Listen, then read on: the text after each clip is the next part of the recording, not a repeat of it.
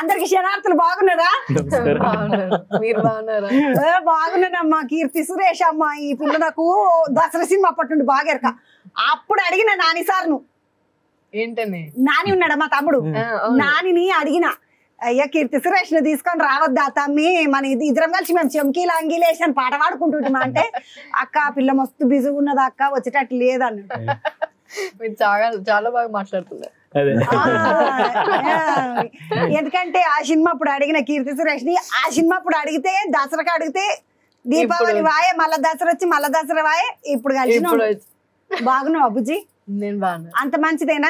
అన్ని సన్నగా అయినావు, మస్తు బక్కగా అయినావు. తిను జరా. బాగానే తింటానండి, అడగండి. నేను బాగానే తింటా, తింటూనే ఉంటా. తింటూనే ఉన్నావు, సన్నగా ఉన్నావు. ఇట్లా ఎక్సర్సైజా? ఈ ఎక్సర్సైజ్లకు దండమేమ్మా. అది కాకుండా ఇంకేమని ఎప్పుడు వింటా. ఎందుకంటే ఈ ఎక్సర్సైజులు మనతోటి ఆడే. నేను కూడా మంచిగా తింటా బాగానే. మా తమ్మునికి ఎరక, సుహాస్కి ఎరక, నేను మంచిగా తింటా కదా తమ్మి? బాగున్నా మా తమ్మి? ఎట్లున్నావు? ఏం కథ? చాలా బాగున్నా. అంత మంచిదే. మీ అమ్మకి ఇట్లా అందరు బాగున్నారా? అందరూ బాగున్నారు. నేను అడిగినా అని చెప్పు, మళ్ళీ మర్చిపోయావు ఈ తేపకు. చెప్తాను. ఏ ఉప్పు కాపురం మన కొత్త సినిమా పట్టుకొని వచ్చినవు, ఇంట్లో నీకు హీరోయిన్ కనబడలేదు తమ్మి నాకు. అంతే, ఇద్దరు హీరోస్ లాగా. ఇద్దరు హీరోల కథ. అయ్యా పిల్ల ముద్దుగా ఉంటది, ఆ పిల్లని తీసుకొచ్చి హీరోని చేసిండ్రంట. ఎంత అందంగా ఉంటది కీర్తి సురేష్ అంటే. అంత అందగా తిని పట్టుకొని హీరోని చేసిన ఆయనే డైరెక్టర్ సార్. అవునండి. అని నమస్కారం. అవునండి, డైరెక్టర్ అని అంటే ఈయననే. నమస్తే. బాగున్నా తమ్మి?